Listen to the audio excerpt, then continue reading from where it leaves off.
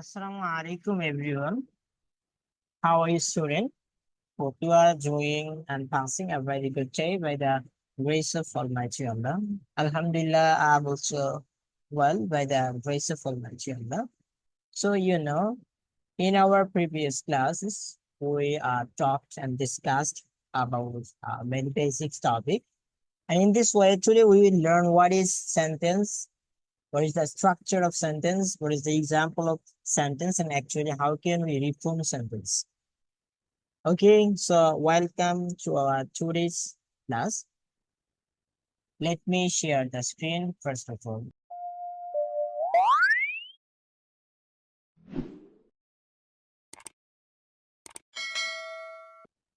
Okay, আশা করছি screen দেখা যাচ্ছে। তাহলে প্রথমে যেটা আমাদের হেডলাইনে আছে সেন্টেন্স। সেন্টেন্স আমরা সরল অর্থ সবাই জানি। সেন্টেন্স মানে কি? সেন্টেন্স মানে হচ্ছে বাক্য। এখন আমাদের অ্যাকচুয়াল কথা যেটা ডেফিনেশন দরকার নাই, বা এটার অর্থ বাক্য সেটা আমরা জানি, এগুলো জানারও দরকার নাই। আমাদের মেইন কাজ বা মেইন পারপাস যেটা, সেটা হচ্ছে আমাদের এই অংশটা, স্ট্রাকচারস। স্ট্রাকচারস এন্ড এক্সাম্পল, যে স্ট্রাকচারস পার্টটা আছে এটা ভালো করে জানতে হবে। আমরা সবাই জানি অর্থ অনুসারে সেন্টেন্স 5 প্রকার, ছোটকাল থেকে পড়ে আসছি। বাট এই 5 প্রকারের স্ট্রাকচার গুলো কেমন হয়, স্ট্রাকচার গুলো যদি আমরা প্রপার ওয়েতে জানি, so it will be beneficial for us, and we will be able to identify any kinds of sentence. All right. So দেখেন, আমি এখানে দুইটা ডেফিনেশন ইউজ করেছি।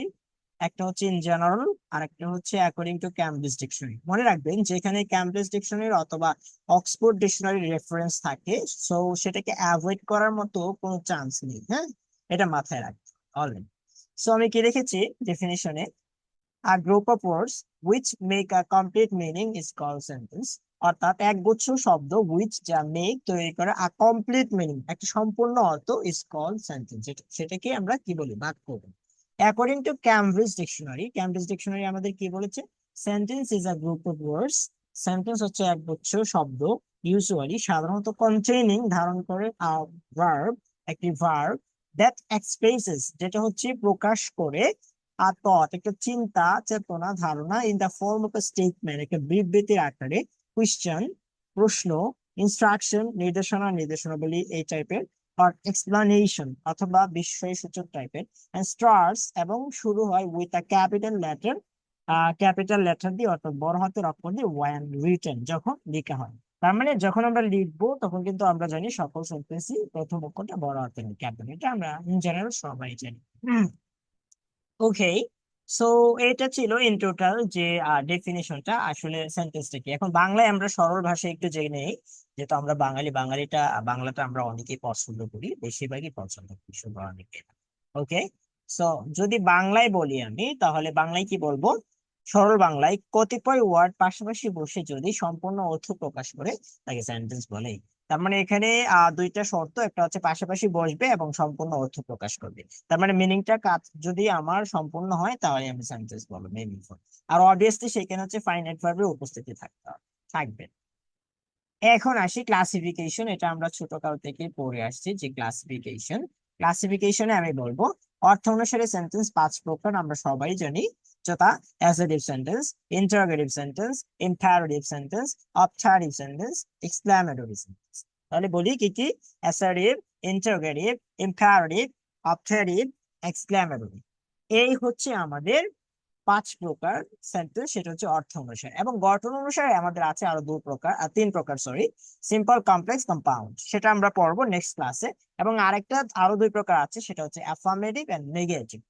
ওকে, so our main purpose and main theme is here structure. Structure of the sentence, সেন্টেন্সের structure জানবো, সেই সাথে example গুলো জানবো। অলরাইট, সো দেখেন প্রথমে আমি যেটা লিখেছি যে assertive sentence. So what is assertive sentence? আমরা জানি সেটা যে যেটা দ্বারা সাধারণ বিবৃতি প্রকাশ করা হয়, কোনো কিছু বর্ণনা করা হয়, সেটা অ্যাসার্টিভ সেন্টেন্স। এখন স্ট্রাকচারটা কি? সাবজেক্ট, ভার্ব, অবজেক্ট, শেষে ফুল স্টপ। সো আমরা ইন টোটাল এটা মুখস্থ রাখার জন্য, যাতে আমাদের মনে থাকে, আমরা এভাবে করবো sub V ob, sub V ob অর্থাৎ সাবজেক্ট, ভার্ব, অবজেক্ট, শেষে ফুল স্টপ অবভিয়াসলি থাকে। For example, Bijoy is a good player. So Bijoy here is a subject, is a verb, is কি ভার্ব আমরা জানি। আ গুড প্লেয়ার, এই যে extension বা অতিরিক্ত অংশটা আছে এটা অবজেক্টের মধ্যে পড়ে, ঠিক আছে, যেটাকে আমরা সাবজেক্ট এবং প্রেডিকেট পড়েছি। যদি আপনারা পড়ে থাকেন তাহলে বুঝে থাকবেন। আমাদের যেহেতু কোর্সটা আমাদের কিন্তু একটা কোর্স রানিং, আপনারা জানেন basic to advance plus spoken English course. So এই কোর্সের আজকে কিন্তু সেন্টেন্স পার্টটা ছিল, সো তাদের সাথে ক্লাস করছিলাম। সো এই ক্লাসটা চাচ্ছি যে আপনারা যারা আমাদের সাথে ফেসবুক এবং ইউটিউবে কানেক্টেড আছেন আপনাদেরকে এগুলো সার্ভ করি যাতে আপনারা উপকৃত হন। সেই জন্য হচ্ছে এটা আমরা রেকর্ড সিস্টেম করে আপনাদের মাঝে সার্ভ করে দিলাম।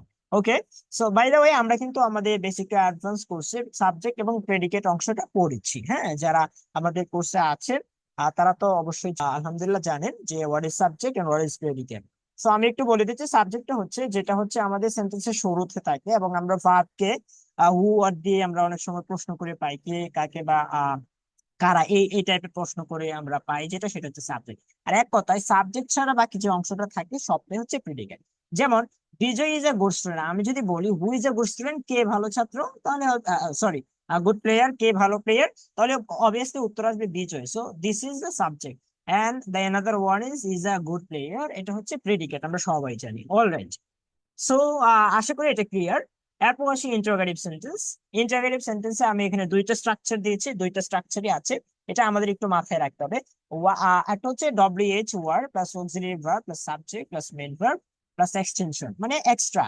এক্সটেনশন মানে এক্সট্রা কিছু থাকতে পারে মেইন ভার্বের পরে। ও মেইন পয়েন্ট যেটা explanation mark, sorry question mark, ওইটা লিখি নাই। ওকে, সো এখানে হচ্ছে আমাদের কোয়েশ্চেন মার্কটা অবভিয়াসলি থাকতে হবে। হ্যাঁ, আমাদের ইন্টারোগেটিভে অবশ্যই কোশ্চেন মার্ক থাকবে, এখানেও কোশ্চেন মার্ক থাকবে। Typing mistake, sorry. সো এইখানেও আমাদের অবভিয়াসলি কোশ্চেন মার্ক থাকতে হবে। তাহলে দেখেন WH word, auxiliary verb, subject, main verb, extension মানে এক্সট্রা কিছু, শেষে কোশ্চেন মার্ক অবশ্যই থাকবে। তাহলে আমরা দুইটা জিনিস এইভাবেই চিনতে পারি, যদি কোশ্চেন মার্ক থাকে ইন্টারোগেটিভ দুইটা সেন্টেন্স এভাবে চিনবো, আর এক্সপ্লানেশন মার্ক যদি থাকে তাহলে হচ্ছে আমাদের এক্সক্লামেটরি। যেমন আমাদের যদি এই যে এক্সপ্লানেশন মার্ক এগুলো থাকলে এক্সক্লামেটরি, তাহলে আমাদের তিনটা বাকি আছে। যদি ভার্ব দিয়ে শুরু হয়, do not, do, please, kindly, let, এগুলা দিয়ে শুরু হয়, তাহলে তো আমরা জানি যে ইম্পারেটিভ। আর দুইটা বাকি আছে, একটা হচ্ছে অ্যাসারিভ আর একটা হচ্ছে অপারেটিভ। তো অপারেটিভ কোনটা, মে দিয়ে উইচ দিয়ে শুরু হলো, এটা আমরা জানি। সো অনলি ওয়ান বাকি, সেটা হচ্ছে অ্যাসারিভ। অ্যাসারিভ কি সাবজেক্ট ভার্ব অবজেক্ট। দেখেন কত সহজ, দুইটা হচ্ছে এভাবে হয়ে যাচ্ছে। তিনটা বাকি দুইটা যেগুলো আছে এগুলো আমরা জানি যে মে উইচ দিলে অপারেটিভ হয়, মে উইচ দিয়ে শুরু হলে। আর হচ্ছে আমাদের যদি আহ যেটা বলতেছিলাম ভার্ব দিয়ে অথবা do not, let not, never, এই টাইপের ভার্ব দিয়ে শুরু হলে এটা হচ্ছে আমাদের কি হয়ে যায়, ইম্পারেটিভ হয়। অলরাইট, সো যেখানে ছিলাম ইন্টারোগেটিভে, তাহলে দেখেন একটু এক্সাম্পলটা, ডব্লিউএইচ ওয়ার্ড। তাহলে আমরা একটু এক্সাম্পলটা দেখি। What does he want, what হচ্ছে আমার WH word, auxiliary verb does, he want এখানে হচ্ছে, হি হচ্ছে সাবজেক্ট, ওয়ান্ট হচ্ছে আমার মেইন ভার্ব। তাহলে দেখেন আমার স্ট্রাকচারের সাথে মিল আছে কিনা। এরপর auxiliary verb, subject, main verb, extension. Do আমার auxiliary verb, you subject, want main verb, extension want. Pizza, আর শেষে আমার প্রশ্নবোধক চিহ্ন। So this is the way. এখন আপনি দেখেন প্রশ্নবোধক চিহ্ন থাকলে ইন্টারোগেটিভ, স্ট্রাকচারটা জানলে আপনি সহজে স্পিকিং করতে পারবেন। এই জন্য আমাদের টেস্টে এভাবেই সাজানো হয়েছে যাতে গ্রামারের সাথে সাথে আপনার স্পোকেনটা হয়ে যায়। হ্যাঁ, এই জন্য আমি হচ্ছে প্রথমেই দেখছেন আপনারা যে ডেফিনেশনটা ইংলিশে দিয়েছি, কারণ it will be beneficial for you as you are going to learn and speak English. ঠিক আছে, এই জন্য এটা আপনাদের জন্য অনেক উপকারী হবে। সেই জন্য ইংলিশে আমি চেষ্টা করছিলাম, আমি বলেছিলাম আমাদের স্টুডেন্টদের সাথে যারা আমাদের ব্যাচে আছেন যে আমি সব ফুল ক্লাসটা কন্ডাক্ট করি ইংলিশ। বাট অনেকে নিউ লেভেলে আছেন, বেসিক লেভেলে আছেন, এই জন্য আপনারা বলছেন না স্যার যেহেতু প্রথম লেভেল যা ফার্স্ট লেভেল এটা, তাহলে আমরা কি করতে পারি, প্রথম আপনি বাংলা ইংলিশ মিলিয়ে করাতে পারেন, আমাদের জন্য বেনিফিশিয়াল হবে। এরপর যখন আমরা শিখে যাব এরপর আমরা ইংলিশে বলবো। সো আমি এভাবেই করছি, ঠিক আছে। ওকে, দেন হচ্ছে ইম্পারেটিভ, যেহেতু আচ্ছা আপনাদের এটা ইউটিউব বা ফেসবুকে শর্ট ভিডিও টাইপের, এই জন্য আমি একটু আপনাদেরকে শর্টকাট ওয়েতে বলে দিচ্ছি কুইকলি, হ্যাঁ জেনে নেবেন। আর যারা আমাদের ব্যাচে আছেন আপনাদেরকে ইনলার্জ এটা পড়ানো হয়েছে আগে একবার, এখন আবার পড়ছি। দেখেন, সো ইম্পারেটিভে আমি কয়েকটা স্ট্রাকচার লিখেছি, verb object, do not, never, always, verb object, please, kindly, verb object, latch, object, verb, extension, extension থাকতে পারে অতিরিক্ত কিছু, lad object, not, verb, extension. For example, example গুলো একটার সাথে একটা ম্যাচ করে দেবেন, আমি সিরিয়াল ওয়াইজ লিখেছি। হ্যাঁ, যেমন ডো নট নেভার, এভাবে একটার পর একটা সুন্দর করে লিখেছি। সো একটা করে এক্সাম্পল দেখবেন, একটা করে রোজ দেখবেন, একদম ক্লিয়ার হয়ে যাবে, পানির মতো, কোনো প্রবলেম থাকবে না আশা করছি।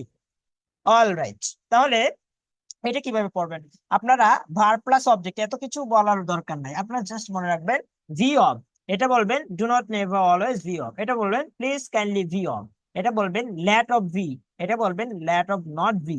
এইভাবে কবিতার মতো ভাই, এত প্যারা নেবেন কেন? প্যারা নেওয়ার কিছু নাই, হ্যাঁ, ইজি হয়তো করবেন। ওকে, এরপর আসি আমরা, এখানে আরো দুইটা এক্সাম্পল আছে, ওটা হচ্ছে রিগার্ডিং দিস, এটা অনুসারে এটা একটু দেখে নেবেন। দেন আসি অপারেটিভ সেন্টেন্স, আমাদের অপারেটিভ সেন্টেন্স। ওকে, অপারেটিভ আমি এখানে দুইটা লিখেছি, একটা হচ্ছে মে সাব ভি, একটা হচ্ছে উই সাব, আরেকটা হচ্ছে, সরি তিনটা, একটা হচ্ছে লং ভি সাব, এবং শেষে এক্সটেনশন থাকতে হবে। এখানেও তিনটা আমি এক্সাম্পল দিয়ে দিয়েছি, একটার সাথে একটা ম্যাচ করে সুন্দর করে দেখে নেবেন।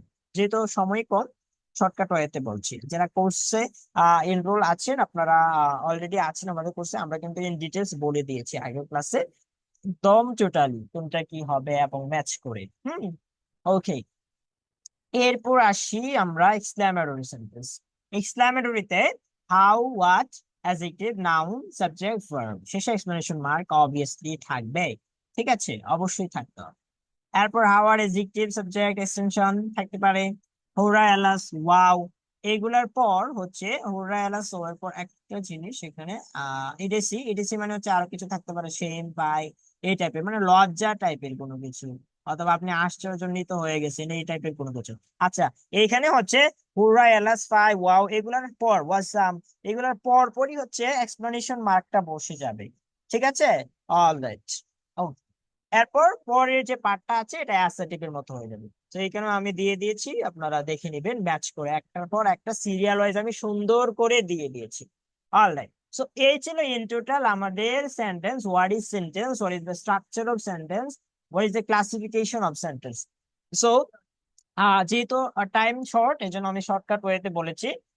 সো যারা আমাদের কোর্সে ভর্তি হবেন ইনশাআল্লাহ ইন ডিটেল সবকিছু জানতে পারবেন, এবং আমরা এইভাবেই আগাচ্ছি আলহামদুলিল্লাহ, আমাদের বেসিক টু অ্যাডভান্স লেভেলে আমরা আস্তে আস্তে আস্তে আস্তে করে সবগুলোতে আগাচ্ছি। So we sent to you the invitation to enroll our course so that you can improve your English and enlarge yourself, and inshallah we will be able to speak English like a native speaker one day. Okay, so may Allah accept well, and everybody take care of yourself as well as about your studies. By the way, bye bye, goodbye, assalamu alaikum.